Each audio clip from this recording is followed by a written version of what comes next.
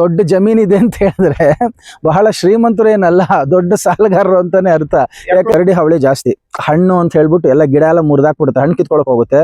Wood ಕೂಡ ತುಂಬಾ soft ಇದೆ, ಹಿಂಗ ಅಂದ್ಬಿಟ್ರೆ ಮುರಿದೋಗುತ್ತೆ ಇದು. ಸೊ ಹಾಗಾಗಿ ಇದು ಹಣ್ಣು ತಿನ್ನುತ್ತೆ, ಬೀಜ ಅಲ್ಲೇ ಬಿಸಾಕಿರುತ್ತೆ, ಬೀಜ ನಮಗೆ ಸಿಗುತ್ತೆ. ನೀವು ಇದನ್ನ 100 ರೂಪಾಯಿ kg ಕೊಡ್ತಾ ಇದ್ದೀನಿ, ಸಿಪ್ಪೆ ಸಮೇತ. ಏನಾಗುತ್ತೆ, ಈಗ ನೀವು ಅಂಗಡಿಲಿ 1400 ರೂಪಾಯಿ kg ಇದೆ. ನೀವು ನಿಮ್ಮ ಮನೆಯ ಹತ್ತಿರದ ಅಂಗಡಿಲಿ 1 kg ಗೋಡಂಬಿ ತೊಗೊಂಡೋದ್ರೆ ಪ್ಯಾಕ್ಡ್ ಬ್ರ್ಯಾಂಡೆಡ್ 1400 ಇದೆ.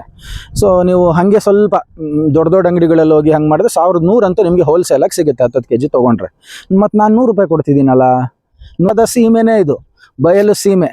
ಹಾಗಾಗಿ ಅದೇ ಪ್ಲಾಟು ಇಲ್ಲಿ ಮನೆ ಹತ್ತಿರ, ಇಲ್ಲಿ ನೋಡಿ ಎಷ್ಟು ಕೆಲಸ ಆಗಿದೆ. ಟ್ರ್ಯಾಕ್ಟ್ರಲ್ಲಿ ಸಾಫ್ ಮಾಡಿದ್ದೀನಿ, ಒಂದೊಂದು ಗಿಡಕ್ಕೆ ಒಂದು ಬೋರ್ಡ್ ಇಟ್ಟಿದ್ದೀನಿ, ಡ್ರಿಪ್ ಲೈನ್ ಹಾಕಿದ್ದೀನಿ. ಅದು ಜನಗಳು ಬಂದು ನನಗೆ ಕೊಟ್ಟಿರ್ತಕ್ಕಂಥದ್ದು ಅನುಕೂಲ. ಸೊ ಪ್ರತಿಯೊಂದಕ್ಕೂ ಡ್ರಿಪ್ ಲೈನು, ಅದಕ್ಕೊಂದು ನಳ, ಆ ಥರ ಒಂದು ವ್ಯವಸ್ಥೆ.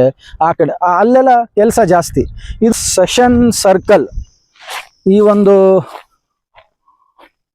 ಬಯಲು ಸೀಮೆಯ ಹೊಂಬಿಸಿಲ ಕಾನನದಲ್ಲಿ ನನ್ನ ಸೆಷನ್ ಸರ್ಕಲ್, ತರಗತಿ ವೃತ್ತ. ಇಲ್ಲಿ ಆಸಕ್ತರು ಬಂದಾಗ ನಾನು ಅವ್ರನ್ನ ಇಲ್ಲಿ ಕೂಡಿಸ್ಕೊಂಡು, ಹೊರಗಡೆ ಎಷ್ಟೇ ಬಿಸಿಲಿರಲಿ ಇಲ್ಲಿ ಯಾವಾಗಲೂ ತಂಪಿರುತ್ತೆ.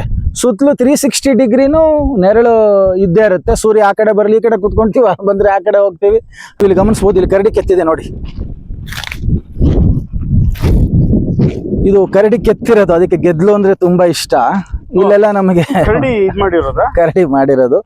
ಮಾವು ಅಲ್ಲಿ ಮಿಡಿ ಮಾವಿದೆ, ಆ ಕಡೆ ಇರ್ಲಿ ನೋಡೋಣ ಅಂತ ಹೇಳಿ ಆಲ್ಫಾನ್ಸೋ ಹಾಕಿದ್ದೀನಿ, ಅಲ್ಲಿ ಇಮಾಮ್ ಪಸಂದ್ ಹಾಕಿದ್ದೀನಿ, ದಶಹರಿ ಹಾಕಿದ್ದೀನಿ, ಕೇಸರ್ ಹಾಕಿದ್ದೀನಿ. ಹಾಗೆ ಒಂದಷ್ಟು ವೆರೈಟೀಸು ಯಾವ್ಯಾವ್ದು ಸಿಗುತ್ತೋ ಆ ಥರ ವೆರೈಟೀಸ್ಗಳನ್ನ ಹಾಕಿದ್ದೀನಿ. ನಮ್ಮ ತಾಪಮಾನ ವಾತಾವರಣಕ್ಕೆ ಅದು ಬರುತ್ತೋ ಇಲ್ವೋ ಅಂತಕ್ಕಂಥದ್ದು ನಂದು ಒಂದು ಸ್ಯಾಂಪಲ್ ಆಯಿತು. ಬೃಹತ್ತಾದ ಕೆರೆ, ಒಂದು ಹೆಕ್ಟೇರ್ ಕೆರೆ. ಎಲ್ಲರೂ ಅಂತರ್ಜಲ ತಗೊಳ್ಳೋದ್ರಲ್ಲೇ ಇದ್ದಾರೆ. ಅಂತರ್ಜಲ ತುಂಬಿಸ್ತಕ್ಕಂಥ ಕೆರೆ ಮಾಡೋಣ ಅಂತ ಅನಿಸ್ತು. ಆ ಕೆರೆ ಮಾಡೋ ನಿಟ್ಟಿನಲ್ಲಿ ಹುಡುಕಾಟದಲ್ಲಿದ್ದಾಗ ಪ್ರಧಾನಮಂತ್ರಿ ಮತ್ಸ್ಯ ಸಂಪದ ಯೋಜನೆ ಅಂತ ಒಂದು ಬಂತು, ಮೀನುಗಾರಿಕೆ ಇಲಾಖೆ. ಆ ಮೀನಿನ ಹಾರ್ವೆಸ್ಟಿಂಗು ನಮ್ಮದು ವರ್ಷಕ್ಕೊಮ್ಮೆ ನಡೆಯುತ್ತೆ. ಅಲ್ಲಿ ನಾವು ನಾಟಿ ತಳಿಗಳು ಯಾವ್ಯಾವುದಿದೆ, ಕಾಮನ್ ಕಾರ್ಪು, ಗ್ರಾಸ್ ಕಾರ್ಪು, ಕಾಟ್ಲಾ, ರೋಹು, ಮೃಗಾಲು, ಅವೆಲ್ಲ 1,000 ಮೀನು ನಮಗೆ 350-400 ರೂಪಾಯಿಗೆ ಇಲ್ಲೇ ಶಿವಪುರ ಮೀನುಗಾರಿಕಾ ಕೇಂದ್ರ ಮತ್ತು ಪ್ರೈವೇಟ್ ಇದರಲ್ಲೂ ಸಿಗುತ್ತೆ. ತಂದು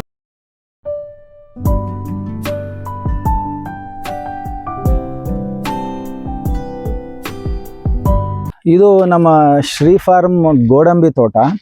ಇಲ್ಲಿ ಗೋಡಂಬಿ ನಾನು ಯಾಕೆ ಆಯ್ಕೆ ಮಾಡಿಕೊಂಡೆ ಅಂತ ಹೇಳಿದ್ರೆ, ಇಲ್ಲಿ ನನಗೆ ಓಡಾಡೋಕ್ಕೂ ಆಗ್ತಿರ್ಲಿಲ್ಲ. ತುಂಬ ಲಾರ್ಜ್ ಏರಿಯಾ, ದೊಡ್ಡ ಜಮೀನಿದೆ ಅಂತ ಹೇಳಿದ್ರೆ ಬಹಳ ಶ್ರೀಮಂತರು ಅಂತಲ್ಲ, ದೊಡ್ಡ ಸಾಲಗಾರರು ಅಂತ ಅರ್ಥ ಆಗುತ್ತೆ. ಯಾಕಂದ್ರೆ ಅದಕ್ಕೆ ಅದಂತ ಖರ್ಚುಗಳನ್ನು ಮಾಡಬೇಕು.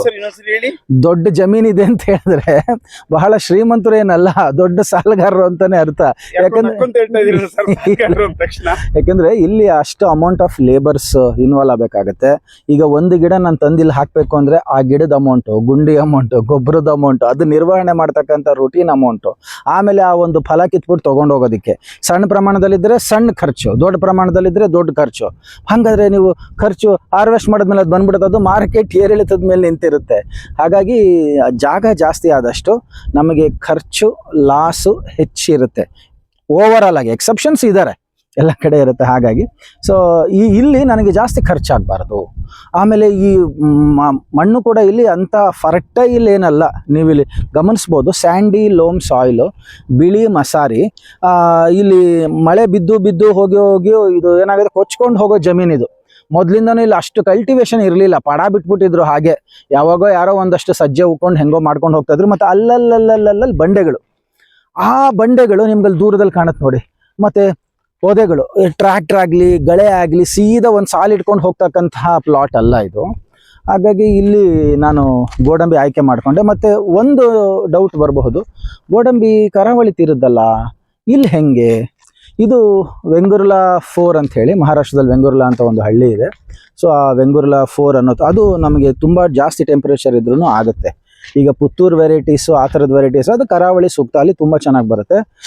ಸೊ ಇಲ್ಲಿ ಈ ಥರ ದೊಡ್ಡ ಹಣ್ಣು ಬರುತ್ತೆ. ಮತ್ತು ಇನ್ನೊಂದು ವಿಶೇಷ, ಈಗ ನೋಡಿ ಮುಟ್ಟಿದ ತಕ್ಷಣ ಬಂದೇ ಬಿಡ್ತು, ಅಂದರೆ ಫುಲ್ಲು ರೈಪ್ ಆಗಿದೆ ಗೋಡಂಬಿ. ಹಾಗಾಗಿ ಇದು ಗೋಡಂಬಿಯಲ್ಲಿ ಇನ್ನೊಂದು ವಿಶೇಷ ಏನಂದರೆ, ಜಗತ್ತಿನ ಏಕೈಕ ಹಣ್ಣು ಬೀಜವನ್ನು ಹೊರಗಡೆ ತೊಗೊಂಬರುತ್ತೆ. ಇಲ್ಲಿ ನಮ್ಮ ಕರಡಿ ಹಾವಳಿ ಜಾಸ್ತಿ. ಹಣ್ಣು ಅಂತ ಹೇಳ್ಬಿಟ್ಟು ಎಲ್ಲ ಗಿಡ ಎಲ್ಲ ಮುರಿದಾಕ್ಬಿಡುತ್ತೆ, ಹಣ್ಣು ಕಿತ್ಕೊಳಕ್ಕೆ ಹೋಗುತ್ತೆ. ವುಡ್ಡು ಕೂಡ ತುಂಬ ಸಾಫ್ಟ್ ಇದೆ, ಹಿಂಗೆ ಅಂದ್ಬಿಟ್ರೆ ಮುರಿದೋಗುತ್ತೆ ಇದು. ಸೊ ಹಾಗಾಗಿ ಇದು ಹಣ್ಣು ತಿನ್ನುತ್ತೆ, ಬೀಜ ಅಲ್ಲೇ ಬಿಸಾಕಿರುತ್ತೆ, ಬೀಜ ನಮಗೆ ಸಿಗುತ್ತೆ. ನೀವು ನೋಡಬಹುದು, ಇಲ್ಲೊಂದು ಬೀಜ ಇದೆ, ಇಲ್ಲೊಂದು ಬೀಜ ಇದೆ, ಇದು ನೋಡಿ, ಇದು ಹಣ್ಣು ಹೋಯ್ತು. ಆಮೇಲೆ ಇದರಿಂದ ಮುಂದೆ ಫೆನ್ನಿ ಮಾಡ್ಬೋದು, ಜ್ಯೂಸ್ ಮಾಡ್ಬೋದು. ಮಾಡಿದ್ರೆ ಮೌಲ್ಯವರ್ಧನೆಗೆ ಬಹಳಷ್ಟು ಇದೆ. ಇಲ್ಲಿ ನಾನು ಯಾಕೆ ಆಯ್ಕೆ ಮಾಡಿಕೊಂಡೆ ಅಂದರೆ, ನಾನಿಲ್ಲಿ ಕಾಲಿಡಲ್ಲ, ಆಗ ಟೈಮ್ ಇರಲ್ಲ. ಆಮೇಲೆ ಕೆಲಸನೂ ಇದರಲ್ಲಿ ತುಂಬ ಕಮ್ಮಿ. ಗಳೆ ಹೊಡೆದಿಲ್ಲ, ಮಧ್ಯದಲ್ಲಿ ಟ್ರ್ಯಾಕ್ಟ್ರ್ ಸಾಲ್ ಮಾಡಿಲ್ಲ, ಬೋತ್ ಸಾಲ್ ಮಾಡಿಲ್ಲ, ಡ್ರಿಪ್ ಲೈನ್ ಮಾಡಿಲ್ಲ, ನೀರು ಕೊಟ್ಟಿಲ್ಲ. ಮಳೆಗಾಲದಲ್ಲಿ ನಾನು ಗುಂಡಿ ತೋಡಿ ಒನ್ ಟೈಮ್ ಮೆನ್ಯೂರಿಂಗ್ ಏನು ಮಾಡಿದ್ದೀನಿ, ಆ ಮೆನ್ಯೂರಿಂಗ್ ಮಾಡಿ ಗಿಡ ಹಚ್ಚಿದ ಮೇಲೆ ಮುಗಿದು ಹೋಯ್ತು. ಆಮೇಲಿಂದ ನಾನು ಏನಂದರೆ ಏನೂ ನೀರು ಕೊಟ್ಟಿಲ್ಲ. ನೀವು ಇಲ್ಲಿ ಗಮನಿಸ್ಬೋದು, ನೀರು ಕೊಡೋಕೆ ಆಗೋದು ಇಲ್ಲ. ಲಾರ್ಜ್ ಇಷ್ಟಿಷ್ಟು ಉದ್ದ ಇದೆ ಮತ್ತು ಸಿಕ್ಕಾಪಟ್ಟೆ ಬಿಸಿಲು. ಆಮೇಲೆ ಇದರಲ್ಲಿ ಆಮೇಲೆ ನಾನು ಇದನ್ನು ಗೋಡಂಬಿ ಬೆಳೀರಿ ಅಂತ ನಾನು ಇದಕ್ಕೆ ರಾಯಭಾರಿ ಅಲ್ಲ. ಜಾಗ ಜಾಸ್ತಿ ಇದೆಯಪ್ಪ, ನಮ್ಮ ತೋಟಕ್ಕೆ ನಾವು ಹೋಗೋಕ್ಕಾಗಲ್ಲ. ವರ್ಷಕ್ಕೆ ಬರೀ ಕೆಲವು ಸತಿ ನಾವು ಹೋಗಿ ನೋಡ್ಕೊಂಡು ಬಂದ್ಬಿಡ್ತೀವಿ, ಕೆಲಸನೂ ಮಾಡಲ್ಲ. ಅಂಥವ್ರಿಗೆ ಇದು ಓಕೆ. ರಾಕ್ಷಸನ ಥರ ಬೆಳೆಯುತ್ತೆ, ಬಹಳ ಅಗ್ರೆಸಿವ್ ಇದು. ಹಾಗಾಗಿ ಇದು ಗೋಡಂಬಿ ಎಕ್ಸ್ಟ್ರಾ ನೋಡಿ, ಮುಟ್ಟಿದ ತಕ್ಷಣ ಬಂದ್ಬಿಡ್ತು, ಅಷ್ಟೊಂದು ರೈಪ್ ಆಗಿದೆ ಆಲ್ರೆಡಿ. ಇದು ಮಾವಿನ ಟೈಮಲ್ಲೇ ಕುಯ್ಬೇಕಷ್ಟೇ. ಆಮೇಲೆ ಇದು ನಾನು ಈಗ ಇದನ್ನು 100 ರೂಪಾಯಿ kg ಕೊಡ್ತಾ ಇದ್ದೀನಿ, ಸಿಪ್ಪೆ ಸಮೇತ. ಏನಾಗುತ್ತೆ, ಈಗ ನೀವು ಅಂಗಡೀಲಿ 1400 ರೂಪಾಯಿ kg ಇದೆ. ನೀವು ನಿಮ್ಮ ಮನೆಯ ಹತ್ತಿರದ ಅಂಗಡೀಲಿ 1 kg ಗೋಡಂಬಿ ತೊಗೊಂಡೋದ್ರೆ ಪ್ಯಾಕ್ಡ್ ಬ್ರ್ಯಾಂಡೆಡ್ 1400 ಇದೆ. ಸೊ ನೀವು ಹಾಗೆ ಸ್ವಲ್ಪ ದೊಡ್ಡ ಅಂಗಡಿಗಳಲ್ಲಿ ಹೋಗಿ ಹಂಗೆ ಮಾಡಿದ್ರೆ 1100 ಅಂತೂ ನಿಮಗೆ ಹೋಲ್ಸೇಲಾಗಿ ಸಿಗುತ್ತೆ 10 kg ತೊಗೊಂಡ್ರೆ. ಮತ್ತು ನಾನು 100 ರೂಪಾಯಿ ಕೊಡ್ತಿದ್ದೀನಲ್ಲ, 100 ರೂಪಾಯಿ kg. ಈ ಸಿಪ್ಪೆ ಸಹಿತ 70% ಬರೀ ವೇಸ್ಟೇಜೇ ಹೋಗುತ್ತೆ. ಇದು ನಾವು ಮನುಷ್ಯರು ಸಣ್ಣ ಪ್ರಮಾಣದಲ್ಲಿ ಮಾಡಬಹುದು. ಇದು ದೊಡ್ಡ ಮಷಿನ್ಸ್ಗಳೇ ಬೇಕು. ಇದನ್ನು ಬೇಯಿಸಿ ತೊಗಟೆ ತೆಗೆದು, ಮತ್ತು ಇದು ಬಹಳ ಅಸಿಡಿಕ್ ನೇಚರ್ ಇರುತ್ತೆ. ನಾವು ಇದನ್ನು ಹುರಿದ್ಬಿಟ್ಟು ಮಾಡಿದಾಗ ಒಂಥರ ಟಾರ್ ಬರುತ್ತೆ, ಅದು ಪಾಯ್ಸನಸ್ ಗ್ಯಾಸ್ ಥರ ಆಗುತ್ತೆ. ಅದಕ್ಕೆ ಇದು ಇಂಡಸ್ಟ್ರಿ ಲೆವೆಲಲ್ಲೇ ಮಾಡೋದು ಉತ್ತಮ. ಸಣ್ಣ ಪ್ರಮಾಣದಲ್ಲಿ ಏನಾಗಲ್ಲ, ದೊಡ್ಡ ಪ್ರಮಾಣದಲ್ಲಿ ಅಂದರೆ ಇದನ್ನು ನಾವು ದೊಡ್ಡ ಇದು ಕೊಡಬೇಕು. ಅದು ನಾವೇ ಒಂದು ಸಣ್ಣದು ಇಂಡಸ್ಟ್ರಿನೂ ಹಾಕ್ಬೋದು. ಆ ಥರ ಇದ್ರದ್ದು ಮೌಲ್ಯವರ್ಧನೆ ನಾಟ್ ಅಡ್ವೈಸಬಲ್. ಜಾಗ ಜಾಸ್ತಿ ಇತ್ತು, ವೇಸ್ಟ್ ಲ್ಯಾಂಡ್ ಇತ್ತು, ಆಮೇಲೆ ಮಣ್ಣು ಅಷ್ಟೇನು ಓಕೆ ಇರಲಿಲ್ಲ. ತುಂಬ ಚೆನ್ನಾಗಿರೋ ಮಣ್ಣಿತ್ತು, ನೀರಿತ್ತು ಅಂತ ಹೇಳಿದ್ರೆ ಬೇರೆ ಗಿಡ ಬೆಳಿ, ಇದನ್ನು ಬೇಡ. ಎಕ್ಸ್ಟ್ರಾ ಆಯ್ತಪ್ಪ, ಇದು ಓಕೆ. ಆಮೇಲೆ ಇಲ್ಲಿ ಈ ಗೋಡಂಬಿ ಆಗಲಿ ಹುಣಸೆ ಆಗಲಿ ಯಾರೂ ಅದಕ್ಕೆ ಗೊಬ್ಬರಗಳು ಹಾಕೋ ಅಗತ್ಯ ಇರಲ್ಲ, ಬರ್ತಾ ಇರುತ್ತೆ. ಸೊ ಅದು ವಾತಾವರಣದಲ್ಲಿರ್ತಕ್ಕಂಥ ಅಂಶಗಳನ್ನು ಹೀರ್ಕೊಂಡು. ಇಲ್ಲಿ ನೋಡಿ ಹೆಂಗೆ ಇದು ಎಲೆ ಒಂಥರ ಲ್ಯಾಮಿನೇಷನ್ ಇದ್ದಂಗಿದೆ. ಲ್ಯಾಮಿನೇಷನ್ ಅಂದರೆ ಇದು ನೀರನ್ನು ಹೊರಗಡೆ ಬಿಡಲ್ಲ, ಎಲ್ಲ ಒಳಗಡೆ ಹೀರ್ಕೊಂಡು ಇರೋದ್ರಲ್ಲೇ ಇದು ತುಂಬ ಚೆನ್ನಾಗಿ ಬರುತ್ತೆ. ನೀರು ಕೊಟ್ಟಿಲ್ಲ, ಗೊಬ್ಬರ ಹಾಕಿಲ್ಲ, ಹಣ್ಣು ಬಂದ್ಬಿಟ್ಟಿದೆ. ಹಾಗಾಗಿ ಇದು ಒಂದು ಬರ ಆಧಾರಿತ, ಇದು ಬರದ ಸೀಮೆನೇ, ಇದು ಬಯಲು ಸೀಮೆ. ಹಾಗಾಗಿ ಅದೇ ಪ್ಲಾಟು ಇಲ್ಲಿ ಮನೆ ಹತ್ತಿರ. ಇಲ್ಲಿ ನೋಡಿ ಎಷ್ಟು ಕೆಲಸ ಆಗಿದೆ. ಟ್ರ್ಯಾಕ್ಟ್ರಲ್ಲಿ ಸಾಫ್ ಮಾಡಿದ್ದೀನಿ, ಒಂದೊಂದು ಗಿಡಕ್ಕೆ ಒಂದು ಬೋರ್ಡ್ ಇಟ್ಟಿದ್ದೀನಿ, ಡ್ರಿಪ್ ಲೈನ್ ಹಾಕಿದ್ದೀನಿ. ಅದು ಜನಗಳು ಬಂದು ನನಗೆ ಕೊಟ್ಟಿರ್ತಕ್ಕಂಥದ್ದು ಅನುಕೂಲ. ಸೊ ಪ್ರತಿಯೊಂದಕ್ಕೂ ಡ್ರಿಪ್ ಲೈನು, ಅದಕ್ಕೊಂದು ನಳ, ಆ ಥರ ಒಂದು ವ್ಯವಸ್ಥೆ. ಆ ಕಡೆ ಅಲ್ಲೆಲ್ಲ ಕೆಲಸ ಜಾಸ್ತಿ. ಇದು ನಂಗೆ ಬರೋಕ್ಕಾಗಲ್ಲ, ಹಂಗನ್ಬಿಟ್ಟು ಜಾಗನ ಫ್ರೀ ಬಿಡಲ್ಲ. ಎಷ್ಟೋ ಜನದ ಏನು ಗೊತ್ತಾ, ಜಾಗ ನಮ್ಗೆ ಹೋಗೋಕ್ಕಾಗಲ್ಲ, ನೋಡೋಕ್ಕಾಗಲ್ಲ, ಲೇಬರ್ ಸಿಗಲ್ಲ, ನಮಗೆ ಟೈಮ್ ಇಲ್ಲ, ನಾವು ಯಾವುದೋ ಒಂದು ಉದ್ಯೋಗಕ್ಕೆ ಕಮಿಟ್ ಆಗ್ಬಿಟ್ಟಿದ್ದೀವಿ, ಸಾಮಾಜಿಕ ಆರ್ಥಿಕ ಕೌಟುಂಬಿಕ ಅನೇಕ ಕಾರಣಗಳಿರುತ್ತೆ. ಅವ್ರ ಹೆಸರಲ್ಲಿ ಹೊಲ ಇರುತ್ತೆ, ಖಾಲಿ ಬಿಟ್ಟಿರ್ತಾರೆ. ರೋಡಲ್ಲಿ ನೀವು ಹಿಂಗೆ ಹೋಗ್ಬೋದು, ಲೆಫ್ಟ್ ಟು ರೈಟಲ್ಲಿ ಅಲ್ಲೊಂದು ಹೊಲ ಇರುತ್ತೆ, ಮಿಕ್ಕಿದ್ದೆಲ್ಲ ಆಲ್ಮೋಸ್ಟ್ ಖಾಲಿ ಲ್ಯಾಂಡ್ ಇರುತ್ತೆ. ಆ ಥರದವರು ಈ ಗೋಡಂಬಿನ ಆಯ್ಕೆ ಮಾಡ್ಬೋದು. ಬಟ್ ಹಾಕಬೇಕಾದ್ರೆ ಸ್ವಲ್ಪ ವರ್ಕ್ ಮಾಡಬೇಕಾಗತ್ತೆ. JCB ಗುಂಡಿ ತೋಡಿಸ್ಬೇಕು, ಒಳ್ಳೆ ಗೊಬ್ಬರಗಳನ್ನು ಹಾಕಬೇಕು, ಒಂದು ಸತಿ ಕರೆಕ್ಟಾಗಿರೋ ಹದ ನೋಡಿಕೊಂಡು ಮಳೆಗಾಲದಲ್ಲಿ ಪ್ಲ್ಯಾಂಟ್ ಮಾಡಬೇಕು. 1 ವರ್ಷ ನೋಡಿಕೊಂಡ್ರೆ ಬೆಟರು. ಅಂದರೆ ಅವಾಗ ಅನುಕೂಲ ಆದಾಗ, ನೀರು ಕಮ್ಮಿ ಆದಾಗ 1 ವರ್ಷ ಅದು ಎದ್ದು ಬಿಡ್ತಪ್ಪ. ಬಡ್ಡೆ ನೋಡಿ, 2 ವರ್ಷದ ಗಿಡ ಸರ ಇದು, ಇಷ್ಟು ದಪ್ಪ ಬಡ್ಡೆ ಆಗಿದೆ. ಹಚ್ಚಬೇಕಾದ್ರೆ ಹೀಗಿತ್ತು, ಇದು ಇಷ್ಟೇ ಇದ್ದಿದ್ದು ಗಿಡ, ಇಷ್ಟಿತ್ತು ಗಿಡ. ಹಚ್ಚಬೇಕಾದ್ರೆ 2 ಇಯರ್ಸ್ಗೆ ಬಡ್ಡೆ ನೋಡಿ, 2 ಕೈಯಲ್ಲಿ ಹಿಡ್ಕೋಬೇಕು, ಅಷ್ಟು ದಪ್ಪ ಆಗಿದೆ. ತುಂಬ ಅಗ್ರೆಸಿವ್, ತುಂಬ ಚೆನ್ನಾಗಿ ಬರುತ್ತೆ ಗೋಡಂಬಿ. ಮಾಡಬಹುದು. ಯಾರು ಮಾಡಬಹುದು? ಜಾಸ್ತಿ ಲ್ಯಾಂಡ್ ಇದ್ದು, ವೇಸ್ಟ್ ಲ್ಯಾಂಡ್ ಇದ್ದು, ಉಬ್ಬು ತಗ್ಗು ಹೆಂಗೆಂಗೋ ಇದ್ದು, ಆ ತಾಪಮಾನ ನೋಡಿಕೊಂಡು ತಳಿಗಳನ್ನು ಆಯ್ಕೆ ಮಾಡ್ಕೋಬೇಕು. ಅದೇ ನೀವು ಕರಾವಳಿ ತೀರದವರಾದರೆ ಅಲ್ಲಿರ್ತಕ್ಕಂಥ ತಳಿನೇ ಆಯ್ಕೆ ಮಾಡ್ಕೊಳ್ಳಿ.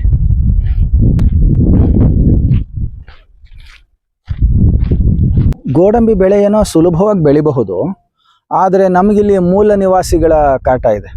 ಇದು ನಮ್ಮ Kishkindha belt, Gangavathi area, Hampi area ಎಲ್ಲ ಕಡೆ ಗುಡ್ಡಗಾಡು, ಕುರುಚಲು ಗುಡ್ಡಗಳು. ಸೊ ಚಿರತೆ ಮತ್ತು ಕರಡಿಗಳಿಗೆ ಆವಾಸ ಸ್ಥಾನ. ಮೊದಲಿಂದ ಅವಿಲ್ಲಿದ್ದೇವೆ, ನಾವು ಬರೋಕ್ಕಿಂತ ಮುಂಚೆ ಅವಿಲ್ಲಿದ್ದೇವೆ. ಈ ಆಸ್ತಿ ಕರಡಿಗಳದು, ಚಿರತೆಗಳದು. ನಾವಿಲ್ಲಿ ಸಹಜೀವಿಗಳು, ಅವರ ಪರ್ಮಿಷನ್ ತೊಗೊಂಡು ನಾವಿಲ್ಲಿ ಜೀವನ ಮಾಡಬೇಕು, ಹಂಗಿರುತ್ತೆ. ಆ ಥರ ನಾವು ಪರಸ್ಪರ ಪೂರಕವಾಗಿ ಜೀವನ ಮಾಡಬೇಕಾಗತ್ತೆ. ಈ ಗೋಡಂಬಿ ಗಿಡ ಹಾಕಿದ್ರೆ ಕರಡಿಗಳಿಗೆ ಆಹ್ವಾನ ಕೊಟ್ಟಂಗೆ, ಬಾ ಬಾ ಬಾ ಅಂತ ಹೇಳಿ. ಇದು ಸೀಸ್ನಲ್ ಬರೋದ್ರಿಂದ ಅದು ನೋಡಿ, ಆಮೇಲೆ ಸಾಫ್ಟ್ ವುಡ್ ಇರೋದ್ರಿಂದ ಅದು ಹಣ್ಣಿಗೆ ಅಂತ ಬರುತ್ತೆ, ಅದು ಕೈ ಹಾಕುತ್ತೆ, ಎಳೆದು ಬಿಟ್ರೆ ಟಪ್ ಅಂತ ಮುರಿದೋಗುತ್ತೆ. ಗಮನಿಸ್ಬೋದು ನೀವು. ಖಾಂಡವ ದಹನ ಸರ್ವನಾಶ. ಹಾಗಾಗಿ ಒಂದ್ಸತಿ ಅದು ಕರಡಿ ಹಿಂಗೆ ಮಾಡಿದ್ರೆ ನೀವು ಇಲ್ಲಿ ಗಮನಿಸ್ಬೋದು. ಇಲ್ಲಿ ಇಡೀ ರಂಬೆನೆ ಮುರಿದೋಗುತ್ತೆ. ಇದು ಹೀಗೆ ಅದು ಸುಮ್ಮನೆ ಹಿಂಗೆ ಹಾಕಿದ್ರೆ ಭಾಳ ಸಾಫ್ಟ್ ವುಡ್ ಇದು ನೋಡಿ, ಬಂದೇ ಬಿಡ್ತೀವಿ.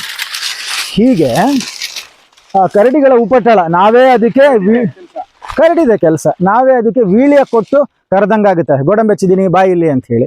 ಅದು ಒಂದು ಸೀಸನ್ನು, ಈ ಸೀಸನಲ್ಲಿ ಮಾತ್ರ. ಬಹಳಷ್ಟಿದೆ, ನಾನು ಲೆಕ್ಕಾಚಾರ ಸಮೇತ ಹೇಳಬಲ್ಲೆ. ನಾನು ಇಲ್ಲಿಗೆ ಬಂದಾಗ ಕೇವಲ 3 ಕರಡಿ ಇತ್ತು. ಆಮೇಲೆ ಅದ್ರ ಫ್ಯಾಮಿಲಿ ದೊಡ್ಡದಾಗಿ ಇವಾಗ 13 ತನಕ ಇದೆ. ಇದು ಕೊಪ್ಪಳ ತಾಲೂಕು ಗಂಗಾವತಿ ಕಿಷ್ಕಿಂದ ಬೆಲ್ಟ್ ಬರುತ್ತೆ. ಎಲ್ಲ ಕಡೆ ನೋಡಿದ್ರೆ ಅಲ್ಲಲ್ಲಿ ಕುರುಚಲು ಗುಡ್ಡಗಳು, ತುಂಬಾ ದೊಡ್ಡ ಪರ್ವತಗಳು ಅಲ್ಲ, ಅಲ್ಲಲ್ಲಿ ಗುಡ್ಡಗಳು. ಸೊ ಆ ಹೆಬಿಟೇಟ್ ಕರಡಿಗಳಿಗೆ ಒಳ್ಳೆ ಆವಾಸಸ್ಥಾನ. ಅದಕ್ಕೆ ಬೇಕಾದಂತಹ ಗೆದ್ದಿಲು, ಸಣ್ಣ ಪುಟ್ಟ ಹಣ್ಣುಗಳು ಅವೆಲ್ಲ ಸಾಕಷ್ಟು ಸಿಗುತ್ತೆ. ಹಾಗಾಗಿ ಹೌದು ಕರಡಿದೆ 100%. ಅದು ನಾವು ಇದನ್ನ ಸಂರಕ್ಷಣೆ, ಆ ಸ್ಮೆಲ್ಲು ತುಂಬಾ ಬಹಳ ದೂರ ತನಕ ಬರುತ್ತೆ. ನೀವು ಗೋಡಂಬಿ ಹಣ್ಣಿನ ರಸ ಮಾಡಿ ಕುಡೀರಿ, 1-2 ದಿನ ನಿಮ್ಮ ಶರ್ಟು ಬನೀನೆಲ್ಲ ಗೋಡಂಬಿ ಸ್ಮೆಲ್ಲೇ ಇರುತ್ತೆ. ಸೊ ಹಾಗಾಗಿ ಅದು ಬಹಳ ಸ್ಮೆಲ್. ಕರಡಿ ಮತ್ತೆ ಮೂಗಲ್ಲಿ ವಾಸನೆ ಹಿಡ್ಕೊಂಡೇ ಬರ್ತಾ. ಕಾಡಿಗಿರೋ ಭಾಷೆನೇ ಮೊದಲನೇದು ವಾಸನೆ, ಶಬ್ದ, ಆಮೇಲೆ ನೋಟ. ನಾವು ನೋಡ್ಬಿಟ್ಟಿದ್ದು ಗೋಡಂಬಿ ಅನ್ಕೊಂತೀವಿ, ಮೊದಲೇ ವಾಸನೆಯಲ್ಲಿ ಕಂಡು ಹಿಡಿದಿರುತ್ತೆ ಅದು. ಸೊ ಹಾಗಾಗಿ ಆ ಸ್ಮೆಲ್ ನೋಡ್ಕೊಂಡು ಯಾವ ದಿಕ್ಕಿನಿಂದ ಬರ್ತದೆ ನೋಡ್ಕೊಂಡು ಬಂದ್ಬಿಡ್ತವೆ. ಅದ್ರದ್ದೇ ನೋಡಿ ಎಲ್ಲ ಖಾಂಡವ ದಹನ. ನಾವು ಅದಕ್ಕೆ ಅರಣ್ಯ ಇಲಾಖೆಗೆಲ್ಲ ಹೇಳಿದೀವಿ, ಏನು ಪ್ರಯೋಜನ ಆಗ್ಲಿಲ್ಲಪ್ಪ. ಅದು ಇರೋದು ಅವರು ಎಷ್ಟು ಅಂತ ಕೊಡ್ತಾರೆ, ಎಷ್ಟು ಜನಕ್ಕೆ ಅಂತ ಕೊಡ್ತಾರೆ. ಇದನ್ನ ನಾವು ಫೇಸ್ ಮಾಡಬೇಕಾಗುತ್ತೆ. ನಿಮ್ಮ ಏರಿಯಲ್ಲಿ ಅಕಸ್ಮಾತ್ ಕರಡಿಗಳ ಸಂಖ್ಯೆ ಸುತ್ತಮುತ್ತಲು ಎಲ್ಲೇ ಇದ್ರೂ ನೀವು ಹಾಕಿದ್ರೆ ಖಂಡಿತ ಅದು ನಿಮ್ಮ ತೋಟಕ್ಕೆ ಬರೋದೆ. ಸೊ ಹಾಗಾಗಿ ಇದು ಒಂದು ಆತಂಕ ಇದ್ದೇ ಇರುತ್ತೆ.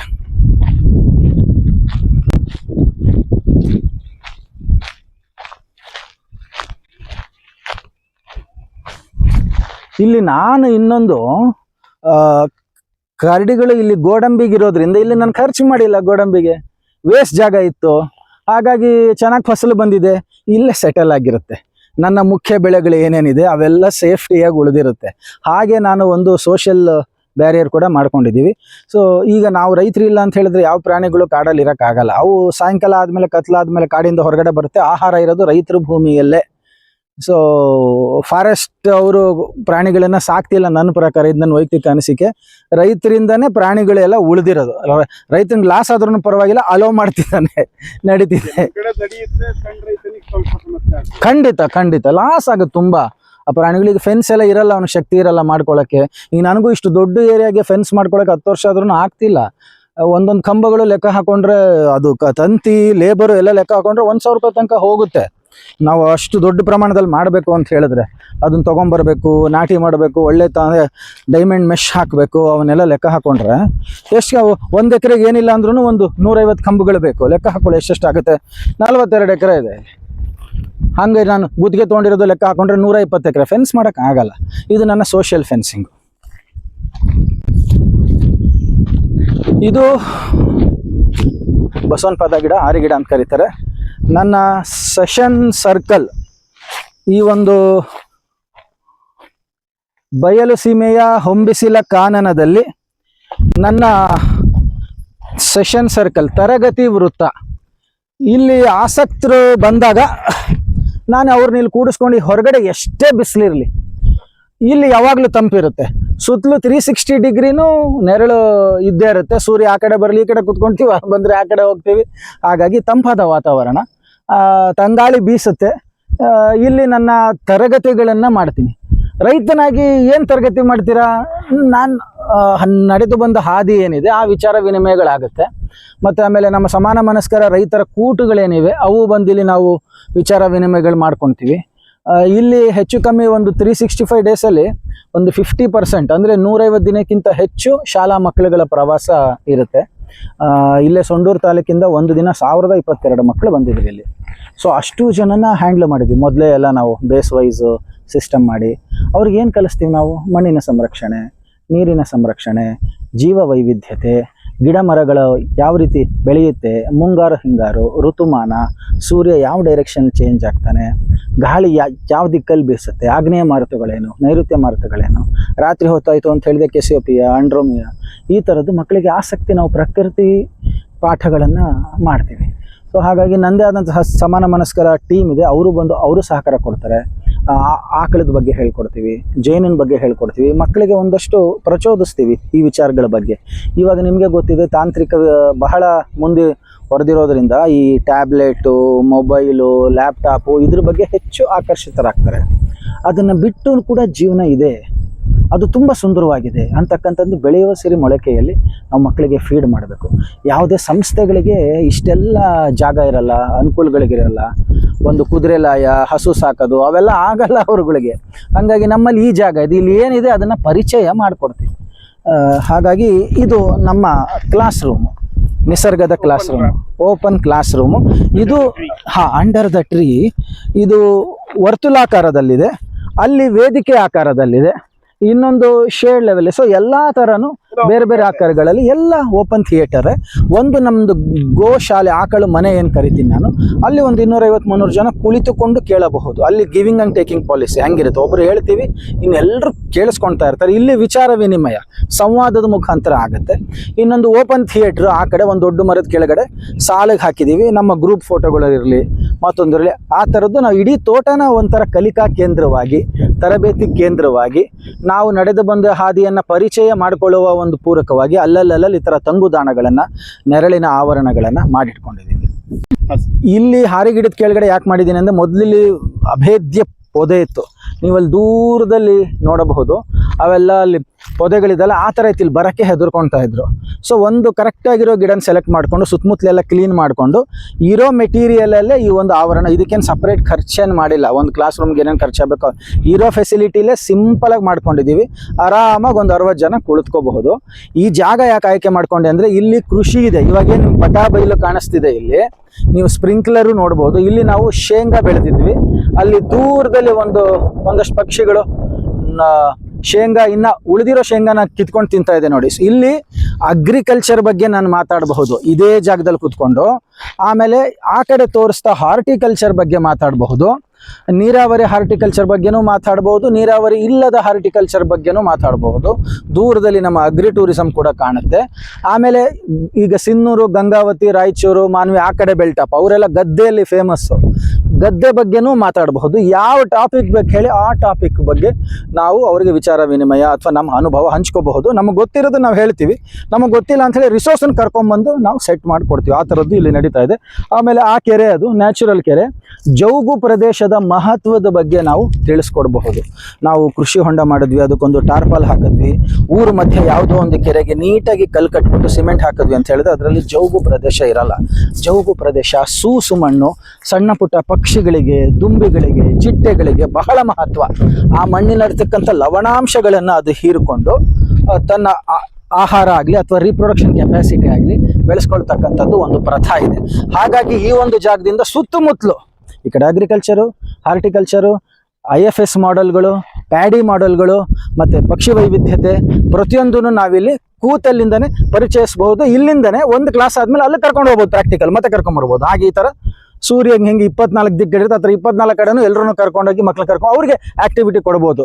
ಇಷ್ಟು ಎಲೆ ತೊಗೊಂಬನ್ನಿ, ಇಷ್ಟು ಗಿಡ ತೊಗೊಂಬನ್ನಿ, ಈ ಚಿತ್ರ ಬರೀರಿ, ಹಿಂಗೆ ಬರೀರಿ ಅಂತ ಹೇಳಿ. ಹಾಗಾಗಿ ಈ ಮತ್ತೆ ಇದು ತುಂಬ ಫೇಮಸ್. ತುಂಬ ಜನ ಬಂದಿದ್ದಾರೆ ಇಲ್ಲಿ ಸುತ್ತಮುತ್ತಲು.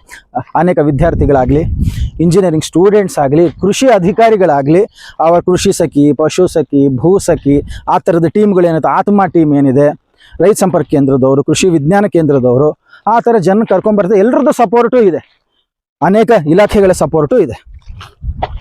ಇಲ್ಲಿ ತರಬೇತಿ ಆಗಲಿ ಅಂತಕ್ಕಂಥ ಇಲ್ಲಿ ಒಂದೇ ಕಡೆ ಎಲ್ಲ ಸಿಗುತ್ತೆ ಅಂತಕ್ಕಂಥದ್ದು. ಇಲ್ಲಿ ನೀವು ಇಲ್ಲಿ ಗಮನಿಸ್ಬೋದು, ಇಲ್ಲಿ ಕರಡಿ ಕೆತ್ತಿದೆ ನೋಡಿ. ಇದು ಕರಡಿ ಕೆತ್ತಿರೋದು, ಅದಕ್ಕೆ ಗೆದ್ಲು ಅಂದ್ರೆ ತುಂಬಾ ಇಷ್ಟ. ಇಲ್ಲೆಲ್ಲ ನಮಗೆ ಕರಡಿ ಮಾಡಿರೋದು ಇದೆಲ್ಲ ಕ್ವೈಟ್ ಕಾಮನ್. ಅಲ್ಲಿ ಇದೆಯಲ್ಲ, ಅದು ಸ್ಮೆಲ್ ನೋಡ್ಕೊಂಡು ಬರುತ್ತೆ. ಇದು ಅಲ್ಲಲ್ಲಿ ಮಾಡ್ತಾನೆ ಇರುತ್ತೆ. ನಾವು ಹೌದು, ಮಣ್ಣನ್ನು ಅದು ಒಳ್ಳೆ ಕಬ್ಬಣ ಇದ್ದಂಗೆ ಇರುತ್ತೆ. ಅದು 180 ರಿಂದ 200 kg ಇರುತ್ತೆ. ಅದು ಸಕ್ಷನ್ ಮಾಡುತ್ತೆ. ಈಗ ಹಾವಿನ ಹುತ್ತ ಇರುತ್ತಲ್ಲ, ಮೇಲ್ಗಡೆ ಒಂದು ತೂತ್ ಮಾಡ್ಕೊಂಡು ಅದನ್ನ ವ್ಯಾಕ್ಯೂಮ್ ಕ್ರಿಯೇಟ್ ಮಾಡುತ್ತೆ. ವ್ಯಾಕ್ಯೂಮ್ ಕ್ರಿಯೇಟ್ ಮಾಡಿ ಅಂತ ಹೇಳ್ಕೊಂಡ್ಬಿಟ್ರೆ ಅದು ಫುಲ್ಲು ಗೆದ್ದಲೆಲ್ಲ ಒಳಗಡೆ ಬರುತ್ತೆ. ಅದು ಬಹಳ ನ್ಯೂಟ್ರಿಯೆಂಟ್ಸ್, ಬಹಳ ಪೌಷ್ಟಿಕಾಂಶಯುಕ್ತವಾದಂಥ ಆಹಾರ. ಅದನ್ನೇ ಹುಳ, ಹುಪ್ಪಟೆ, ಗೆದ್ಲು ಎಲ್ಲ ಹುಡ್ಕೊಂಡು ಬರುತ್ತೆ. ಹಣ್ಣು ಸಿಕ್ಕರೆ ಹಣ್ಣು ಕಿತ್ತಾಕತ್ತೆ. ಸೊ ಹಾಗಾಗಿ ಅದು ಓಪನ್ ಆಗಿ ಓಡಾಡ್ಕೊಂಡಿರುತ್ತೆ. ಬಹಳ ಇಷ್ಟ ಅದಕ್ಕೆ, ಬಹಳ ಇಷ್ಟ. 100% ಅದೇ. ಆಮೇಲೆ ಇಲ್ಲಿ ತುಂಬ ಜನ ಪಕ್ಷಿ ವೀಕ್ಷಕರು, ವನ್ಯಜೀವಿ ತಜ್ಞರು ಈ ಒಂದು ವಾತಾವರಣದಲ್ಲಿ ಬಂದು ಫೋಟೋಗ್ರಫಿ ಮಾಡ್ಕೊಳ್ಳೋಕ್ಕೆ, ಆಮೇಲೆ ವಿಚಾರ ತಿಳ್ಕೊಳ್ಳೋಕ್ಕೆ, ಆಮೇಲೆ ಚಿರತೆ ಹೆಜ್ಜೆ, ಕರಡಿ ಹೆಜ್ಜೆ ಅದರ ಅಧ್ಯಯನ ಮಾಡ್ಕೊಳ್ಳೋದಕ್ಕೆ ಇಲ್ಲಿ ಬರ್ತಾ ಇರ್ತಾರೆ. ಅವರ ಒಡನಾಟದಲ್ಲೂ ಅಲ್ಪ ಸ್ವಲ್ಪ ಜ್ಞಾನಾರ್ಜನೆ ಆಗಿದೆ ನನಗೆ. ಸೊ ಎಸ್ ಎಸ್ ಎಸ್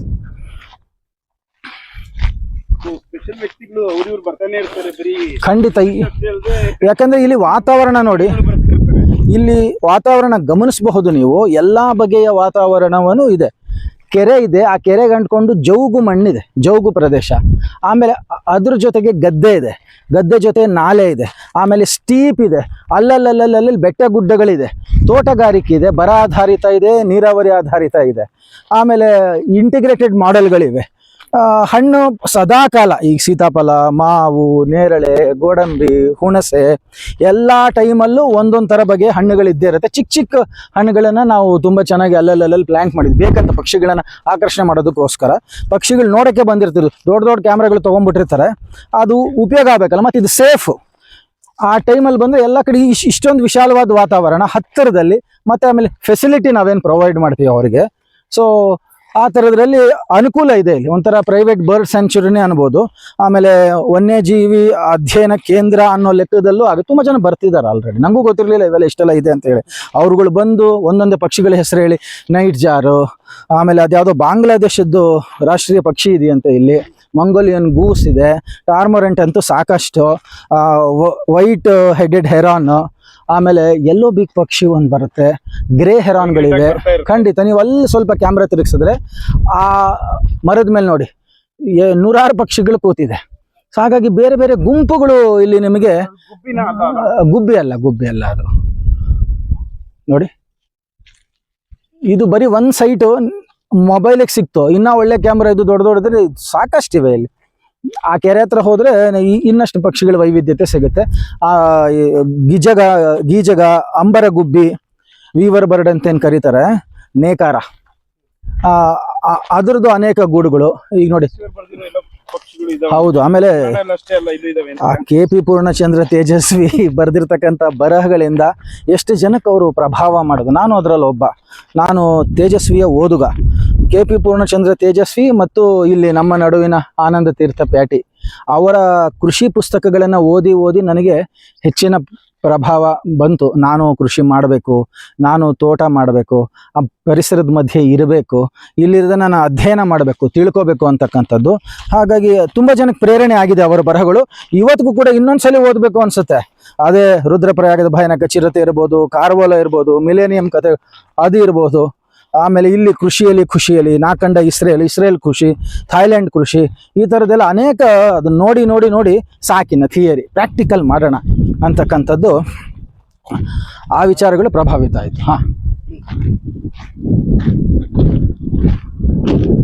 ಇದು ನಮ್ಮ ಲೈವ್ ಮ್ಯಾಂಗೋ ಮ್ಯೂಸಿಯಂ.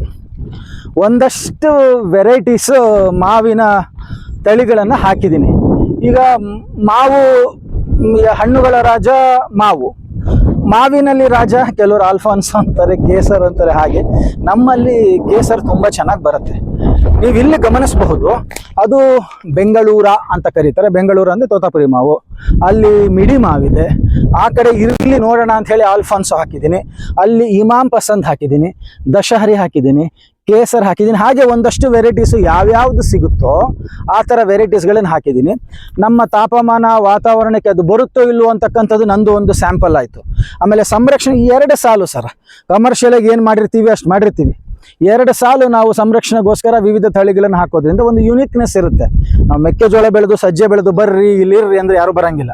ಯುನಿಕ್ನೆಸ್ ಬೇಕಲ್ಲ. ಮತ್ತು ಪ್ರತಿಯೊಂದು ಮಾವಿನ ತಳಿಗಳನ್ನು ನಾನು ನನ್ನ ಮನೆ ಮಕ್ಕಳ ಥರ ಪರಿಚಯ ಮಾಡಿಕೊಂಡು ಅದ್ರ ಟೆಕ್ಸ್ಚರು, ಉದ್ದ, ಅಗಲ, ಯಾವ ಟೈಮಲ್ಲಿ ಬಿಡುತ್ತೆ, ಅದು ಹೂ ಯಾವಾಗ ಫ್ಲವರ್ ಆಗುತ್ತೆ, ಯಾವ ಟೆಂಪ್ರೇಚರ್ ತನಕ ಅದು ಕೂತ್ಕೊಂಡು ಅದನ್ನು ನಾವು ಎಕ್ಸ್ಪ್ಲೇನ್ ಮಾಡ್ಕೊಂಡು ಹೋಗ್ಬೋದು. ಅದು ಅಧ್ಯಯನ ಯೋಗ್ಯ ವಿಚಾರ. ಸೊ ತುಂಬ ಜನ ಬಂದು ಇದು ಈ ತಳಿಯಲ್ಲಿ ಬರುತ್ತೋ ಇಲ್ಲೋ ಅಂತ ಬಂದು ನೋಡ್ಕೊಂಡು ಹೋಗೋರು ಇದ್ದಾರೆ. ಬನ್ನಿ, ಶ್ರೀ ಫಾರ್ಮ್ ದಿನ ತೋರಿಸ್ತೀನಿ. ಇದು ನನ್ನ ಹಲಸಿನ ಲೈವ್ ಮ್ಯೂಸಿಯಮ್ಮು. ಇಲ್ಲಿ ಪುರ ಅಂತ ಒಂದು ದೇವಸ್ಥಾನ ಇದೆ. ಅಲ್ಲಿ ಶಾಸನದಲ್ಲಿ ಇದೆ ಇಲ್ಲಿ ಯಾವ್ಯಾವ ಥರದ್ದು ಮರಗಿಡಗಳ ಪ್ರಭೇದಗಳಿತ್ತು ಅಂಥೇಳಿ. ಅದರಲ್ಲಿ ಬೇಲ, ಹಲಸು, ಕಿತ್ತಳೆ ಇವೆಲ್ಲ ಶಾಸನ ಕಲಮೆ ಬರೆದಿದ್ದಾರೆ.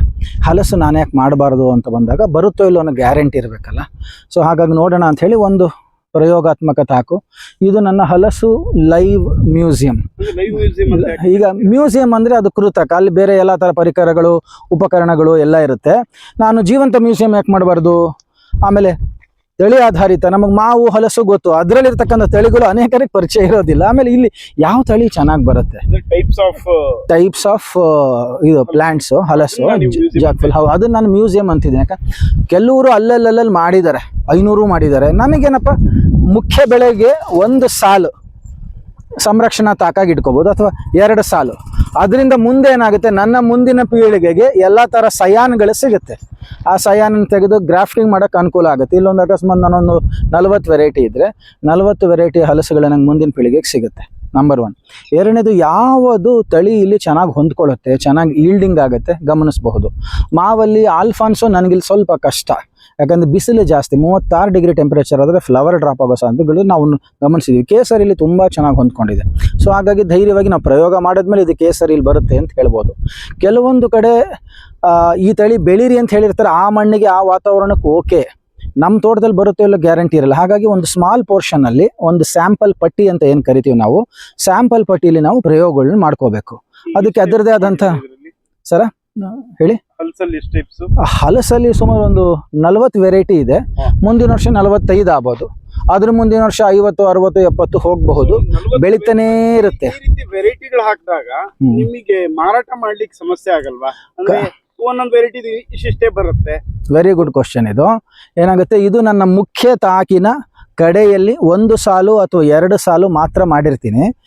ಮೊದಲನೇದು ಇದು ಸಂರಕ್ಷಣಾ ತಾಕು, ಜೀವ ವೈವಿಧ್ಯತೆ ಯಾವ್ಯಾವುದು ಬರುತ್ತೆ ಅದನ್ನು ನಾವು ಗಮನಿಸೋಣ ಅಂತಕ್ಕಂಥದ್ದು. ಇಲ್ಲಿ ಬಂದಿರೋದೆಲ್ಲ ಎಲ್ಲ ಯೂನಿಕ್ಕೆ. ಮತ್ತು ನಮ್ಮಲ್ಲಿ ಅಗ್ರಿ ಟೂರಿಸಮ್ ಇದೆಯಲ್ಲ, ಜನರು ಬರ್ತಾರೆ, ರೀಟೇಲ್ ಲೆವೆಲಲ್ಲೇ ಹೋಗುತ್ತೆ. ಅವರು ಬಂದಾಗ ಯಾವುದಿದೆಯೋ ಅದಕ್ಕೆ ಅದರದ್ದೇ ರೀಟೇಲ್ ಪ್ರೈಸ್ ಇರುತ್ತೆ. ಜನ ಇಲ್ಲಿ ಬರೋ ಥರ ಮಾಡೆಲ್ ಇರೋದ್ರಿಂದ ಬಂದಾಗ ಇದ್ದ ಫಲಗಳು ಸೇಲ್ ಆಗುತ್ತೆ. ಮುಗಿತಲ್ಲ, ನಾವು ಬೆಳೆದಿದ್ದು ನಮಗೆ ಸೇಲ್ ಆದರೆ ಮುಗಿದೋಯ್ತಲ್ಲ.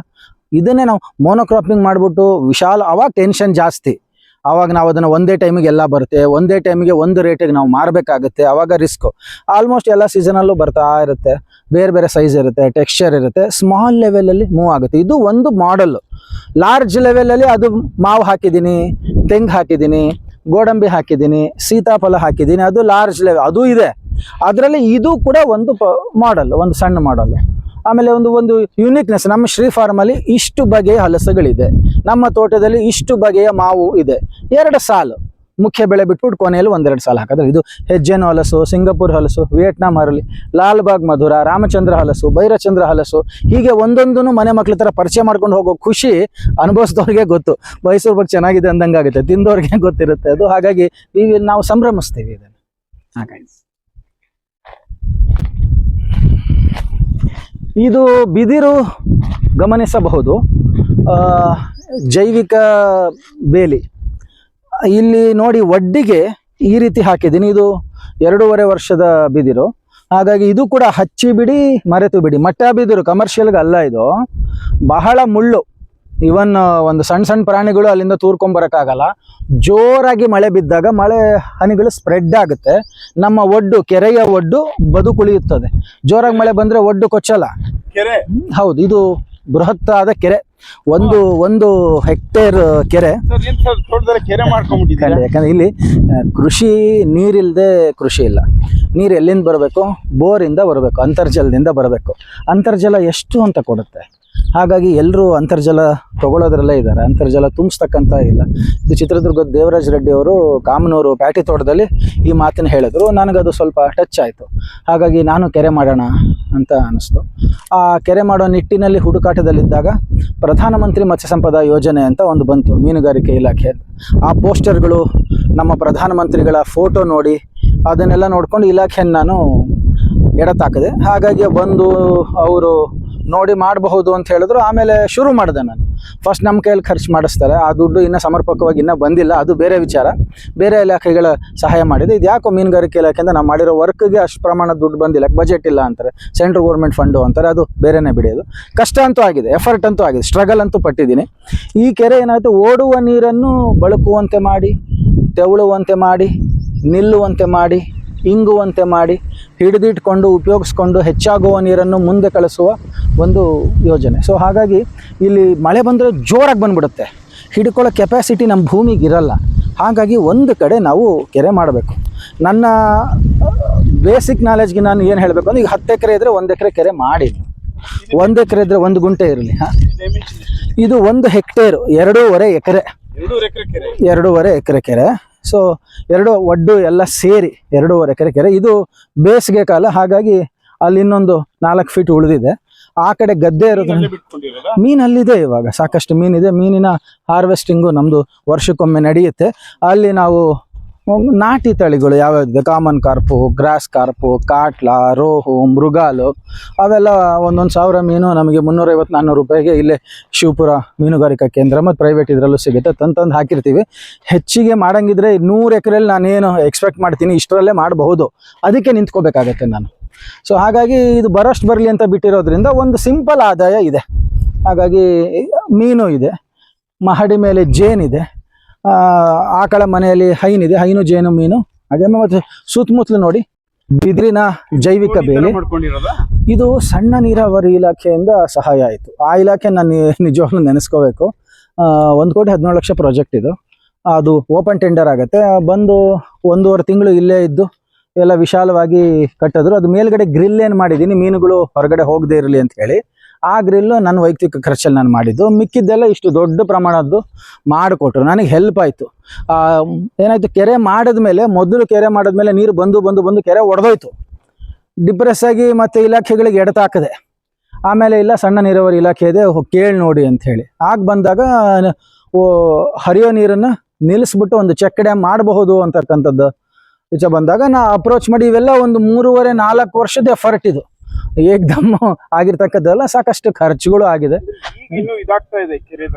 ಇನ್ನ ಕೆಲಸ ಬಾಕಿ ಇದೆ. ಬಂದಿರೋ ನೀರಂತೂ ನಿಮ್ಗೆ ಅಲ್ಲಿ ವಿಶಾಲವಾದ ಬಂಡೆಗಳು ನೋಡಬಹುದು. ಆ ಬಂಡೆಗಳೆಲ್ಲ ಇಲ್ಲಿಲ್ಲೇ ಇತ್ತು. ಇಲ್ಲಿ ನೀವು ಎಲ್ಲೇ ತೋಡಿ ನಿಮ್ಗೊಂದು ಬಂಡೆ ಕಲ್ಲು ಸಿಗುತ್ತೆ.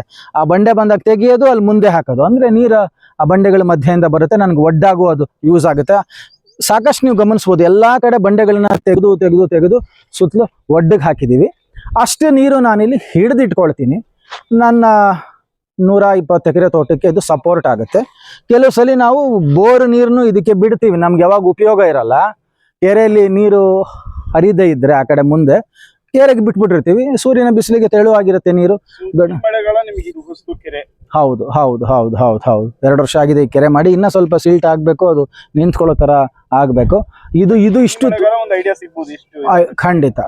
ಆಮೇಲೆ ಇಲ್ಲಿ ಸುಮಾರು ಒಂದು 550 ml 650 ml ರುಟೀನ್ ನಮ್ಮ ಕೊಪ್ಪಳ ಜಿಲ್ಲೆ ಮಳೆ ಬೀಳೋದು ವಾರ್ಷಿಕ. ಹಾಗಾಗಿ ಅಷ್ಟು ಬಿದ್ರೂ ಇದು ತುಂಬಿಡುತ್ತೆ, ತುಂಬಿ ಹರಿಯುತ್ತೆ. 2.5-3 ತಿಂಗಳು ಈ ಕೆರೆ ತುಂಬಿಟ್ಟು ನಾನೇನು ಇಲ್ಲಿ ನಿಂತಿದ್ದೀನಿ, ಫುಲ್ ಮುಳುಗ್ಬಿಟ್ಟಿರ್ತೀನಿ. ಅಷ್ಟಿರುತ್ತೆ ಕೆರೆ, ವಿಶಾಲವಾಗಿ ಫುಲ್ ತುಂಬಿಟ್ಟಿರುತ್ತೆ.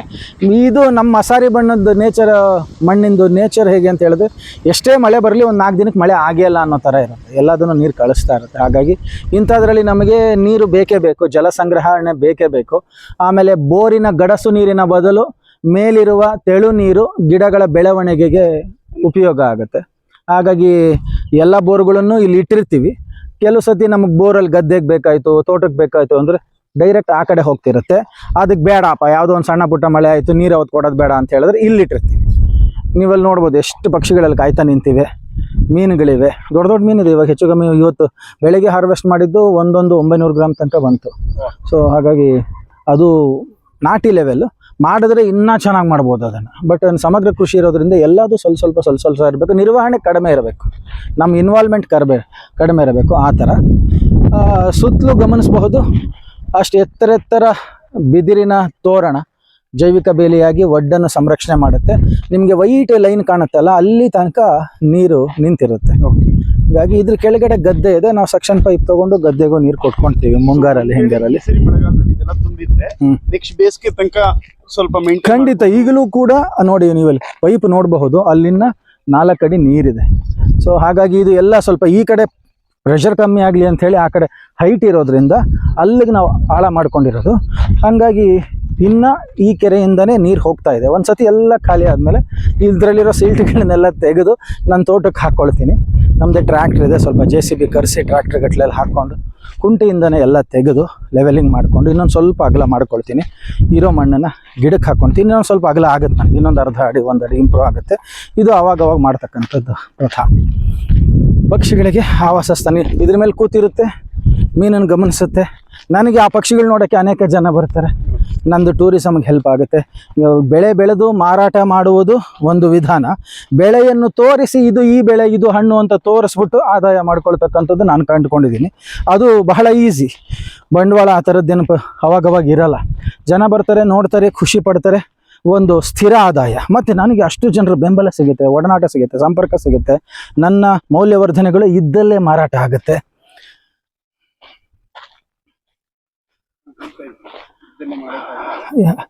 ಇಲ್ಲಿ ನೀವು ಗಮನಿಸಬಹುದು, ಇವೆಲ್ಲ ಸ್ವಲ್ಪ ವಾಕಿಂಗ್ ಪಾತ್ ಥರ ಅಂದ್ಕೊಂಡಿದ್ದೀನಿ. ಇಲ್ಲಿ ಒಂದಷ್ಟು ಬೇರೆ ಬೇರೆದು ಆಕರ್ಷಣೀಯ ಅಲಂಕಾರಿಕ ಗಿಡಗಳು ಇವೆ. ಆಮೇಲೆ ನುಗ್ಗೆ, ಬಿದಿರು, ಲಾವಂಚ. ಅಲ್ಲಿ ಗಮನಿಸಿ, ಲಾವಂಚ ಅಂದರೆ ಈ ತುದಿಗೆ ಏನು ಹಾಕಿದ್ದು. ಇವಾಗೆಲ್ಲ ಸ್ವಲ್ಪ ಲಾವಂಚ ಯೂಶಲಿ ಕುರಿ ತಿನ್ನಲ್ಲ, ಬಟ್ ನಮ್ಮ ಸ್ಪೆಷಲ್ ಕುರಿಗಳು ಟೆಂಗುರಿಗಳು ಇಲ್ಲೆಲ್ಲ ಇವೆ ನೋಡಿ. ಈ ಥರದ್ದು. ಮತ್ತೆ ಮಳೆಗಾಲದಲ್ಲಿ ಇಷ್ಟು ದಪ್ಪ ಆಗ್ಬಿಡುತ್ತೆ, ನೀವಲ್ಲಿ ನೋಡ್ಬೋದು, ದೊಡ್ಡದಿದೆ ಲಾವಂಚಗಳು. ಅದೇನಾಗುತ್ತೆ, ತಂಪು ನೀರನ್ನು ಹಿಡಿದ್ರೂ ನಾವೀಗ ಕೇರಳ ಕಡೆ ಎಲ್ಲ ಹೋದರೆ ಒಂದು ಬೇರು ಹಾಕ್ಕೊಡ್ತಾರೆ ನೀರು, ಅದು ಗಂಟ್ಲಿಗೆ ಸ್ವಲ್ಪ ರಫ್ನೆಸ್ ಕೊಡುತ್ತೆ, ತಂಪು ಕೊಡುತ್ತೆ ಅದು. ಹಾಗಾಗಿ ಲಾವಂಚ ಒಂದು 8 ರಿಂದ 9 ಅಡಿ ಕೆಳಗೆ ಹೋಗುತ್ತೆ. ನಾನು ಲಾವಂಚದ ಬಗ್ಗೆ ತಿಳ್ಕೊಂಬರೋಕ್ಕೆ ಸಿ ಮ್ಯಾಪಲ್ಲಿ 5 ದಿನ ತರಬೇತಿ ಹೋಗಿದೆ. ಅಲ್ಲಿಂದನೇ ಅದು ಸಿ ಮ್ಯಾಪ್ ಅಂತಿದೆ ಯಲಹಂಕ ಹತ್ರ ಬೆಂಗಳೂರು. ಸೊ ಅಲ್ಲಿ ಸಿ ಮ್ಯಾಪ್ ಅಂದರೆ centre institute of medicine and aromatic plant ಅಂತ ಹೇಳಿ, ಸೆಂಟ್ರಲ್ ಗೌರ್ಮೆಂಟ್ದು. ಅಲ್ಲಿ ಅವಾಗ ತರಬೇತಿ ಕೊಡ್ತಾ ಇರ್ತಾರೆ ಆರೋಮ್ಯಾಟಿಕ್ ಆ್ಯಂಡ್ ಮೆಡಿಸಿನಲ್ ಪ್ಲ್ಯಾಂಟ್ಸಲ್ಲಿ ದೊಡ್ಡ ಪ್ರಮಾಣದಲ್ಲಿ ಹೆಂಗೆ ಮಾಡಬೇಕು ಅಂತ ಹೇಳಿ. ಅಲ್ಲಿ ಯಾವುದೋ ಒಂದು ಯೋಜನೆಯಲ್ಲಿ 1 ಎಕರೆಗೆ ರೈತರಿಗೆ ಉಚಿತವಾಗಿ ಸಸಿಗಳನ್ನು ಕೊಟ್ಟರು. ನಾವು ತರಬೇತಿ ತೊಗೊಂಡು ಅದನ್ನು ತೊಗೊಂಬರ್ಬೇಕಾಗಿತ್ತು. ಹಾಗಾಗಿ ಅಲ್ಲಿ ಹೋಗಿದ್ದೆ. ಅಲ್ಲಿ ಹೋದಾಗ ತಂದಿರ್ತಕ್ಕಂಥ ಇಲ್ಲಿ ಹಾಕಿರೋದು. ಹಾಗಾಗಿ ಇದು ಒಡ್ಡು ಸಂರಕ್ಷಣೆ ಮಾಡುತ್ತೆ, ಬೇರು ಅಭೇದ್ಯವಾಗಿ ಹಿಡ್ಕೊಂಡ್ಬಿಡುತ್ತೆ. ನಮ್ಮ ಕೊಂಕಣ್ ರೈಲ್ವೆದವರು ತುಂಬ ಅದನ್ನು ಬಳಸ್ಕೊಂಡಿದ್ದಾರೆ. ನೀವು ಅಲ್ಲಿ ಗಮನಿಸ್ಬೋದು, ಕೊಂಕಣ್ ರೈಲ್ವೆಲ್ಲಿ ಕೂತ್ಕೊಂಡು ಬೆಟ್ಟಗಳು ಕುಸಿದೇ ಇರಲಿ ಅಂತ ನಿಮಗೆ ಲಾವಂಚಗಳು ಕಾಣ್ತವೆ. ನಿಮಗೆ ಆ ಬೆಲ್ಟು ಸರಿಯಾಗಿ ಹಿಡ್ಕೊಳ್ಳುತ್ತೆ ಅದು ಕೆಳಗಡೆ ಬೇರು.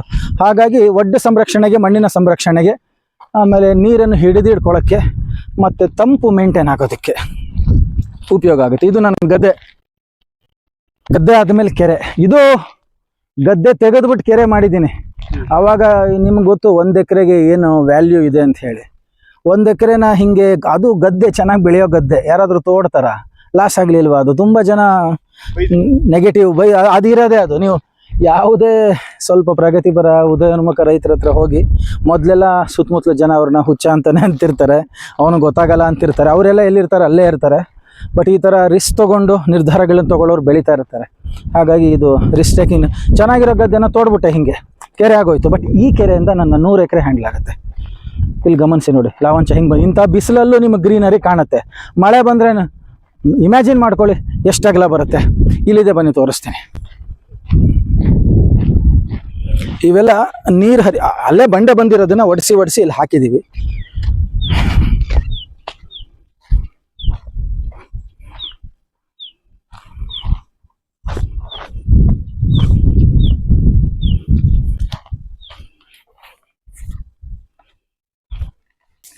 ಇದು ನಾಲೆ ಮಧ್ಯದಲ್ಲಿ ಲಾವಂಚನ ನಾನು ಈ ರೀತಿ ಪ್ಲ್ಯಾಂಟ್ ಮಾಡಿದ್ದೀನಿ.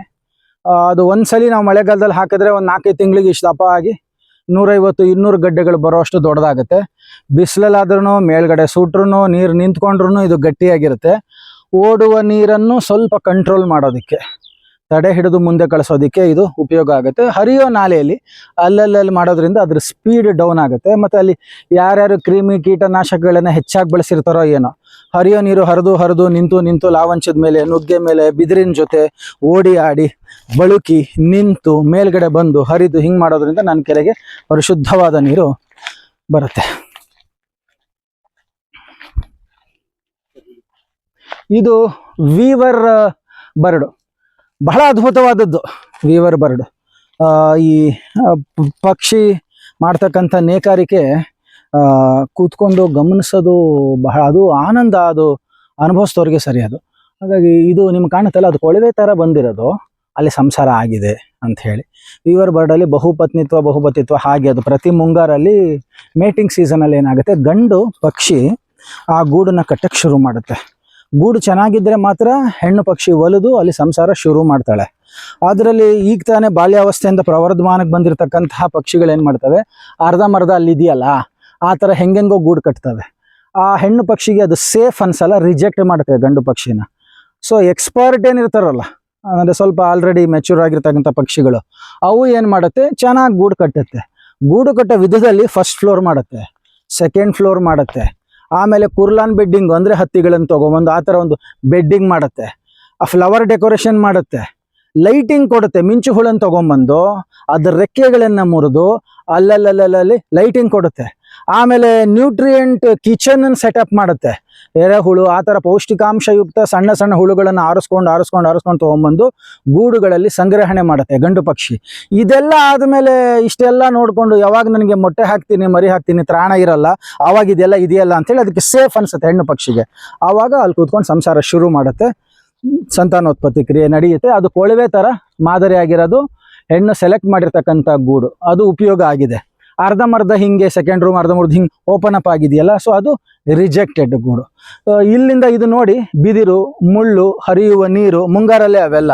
ಆಮೇಲೆ ಆ ಟೈಮಲ್ಲಿ ಏನಾಗುತ್ತೆ, ಪಕ್ಷಿಗಳ ಕಲರು ಸ್ವಲ್ಪ ಭಾಳ ಮಿಂಚುತ್ತೆ, ತುಂಬ ಚೆನ್ನಾಗಿರುತ್ತೆ. ಇವೆಲ್ಲ ವಿಚಾರಗಳು ನನಗೆ ಇಲ್ಲಿ ಬಂದಿರತಕ್ಕಂಥ ಪಕ್ಷಿ ತಜ್ಞರು, ವನ್ಯಜೀವಿ ತಜ್ಞರು, ಅವರುಗಳು ಇಲ್ಲೇ ದೊಡ್ಡ ಟಾರ್ಪಾಲ್ ಹಾಕೊಂಡು ಒಂದು ಟೆಂಟ್ ಹಾಕೊಂಡು ಅದನ್ನು ಬೆಳಿಗ್ಗೆಯಿಂದ ರಾತ್ರಿ ತನಕ ನೋಡ್ತಾನೆ ಇರ್ತಾರೆ, ಗಮನಿಸ್ತಾನೆ ಇರ್ತಾರೆ. ಅವ್ರಿಗೆ ಬೇಕಾದಂತಹ ಫೆಸಿಲಿಟೀಸ್ ಏನಿದೆ ಅದು ನಾವು ಈ ಕಡೆಯಿಂದ ಈಗ ಅಲ್ಲಿ ಪಕ್ಷಿಗಳಿಗೂ ತೊಂದರೆ ಇರಲ್ಲ, ಇವರು ಅದನ್ನು ಆರಾಮಾಗಿ ಆನಂದ ಶೂಟ್ ಮಾಡಬಹುದು ಇದರಲ್ಲಿ, ಕ್ಯಾಮ್ರಾದಲ್ಲಿ. ಸೊ ಹಾಗಾಗಿ ಇದೊಂದು ಪಕ್ಷಿ ವೀಕ್ಷಣೆಗೆ ಬಹಳ ಅನುಕೂಲವಾದಂಥ ಸ್ಥಳ. ಆಮೇಲೆ ತಂಪು, ತೆಂಗಿನ ತೋಟದ ಹಿನ್ನೆಲೆ. ಸೊ ಹೌದು. ಆಮೇಲೆ ಅಲ್ಲಿ ನೀರು ಹರಿತಾ ಇರುತ್ತೆ, ಇವಾಗ ಬೇಸಿಗೆ, ಇವಾಗ ನೀರು ಹರಿತಿಲ್ಲ, ಅಲ್ಲಿ ನೀರು ಹರಿತಾ ಇರುತ್ತೆ. ಸೊ ಹಾಗಾಗಿ ಇದೊಂದು ಪ್ರಶಸ್ತವಾದಂತಹ ಸ್ಥಳ. ಅದು ನನ್ನ ಗೋಕೃಪಾಮೃತ, ಜೀವಾಮೃತ, ದ್ರವರೂಪದ ದ್ರಾವಣಗಳನ್ನು ಕಳಿಸ್ತುವ ಒಂದು ಸ್ಥಾವರಗಳು. ಸೊ ಅಲ್ಲೇ ಗದ್ದೆ ಇದೆ, ಅದ್ರ ಕೆಳಗಡೆ 4 ಇಂಚಿಂದು ಒಂದು ವಾಲ್ವ್ ಇದೆ ಆ ಕಡೆ, ಇಲ್ಲಿ 1 ಅಡಿ ಮೇಲಿದೆ. ಸೊ ಅಲ್ಲಿಂದ ನಾವು ಅಲ್ಲೇ ಮೋಟ್ರ್ ಇರೋದ್ರಿಂದ ವಿತ್ ಪ್ರೆಷರ್ ದ್ರವರೂಪದ ಗೊಬ್ಬರಗಳು ಯಾವುದೇ ಇರಲಿ ಅದನ್ನು ಕಳಿಸ್ತೀವಿ. ಇಲ್ಲಿಂದ ಎಲ್ಲ ಕಡೆ ತೆಂಗಿನ ತೋಟಕ್ಕಾಗಲಿ ಗದ್ದೆಗಾಗಲಿ ನಾವು ಯಾವ ಕಡೆ ಕಳಿಸ್ತೀವಿ ಆ ಕಡೆ ಹೋಗ್ಬಿಡುತ್ತೆ.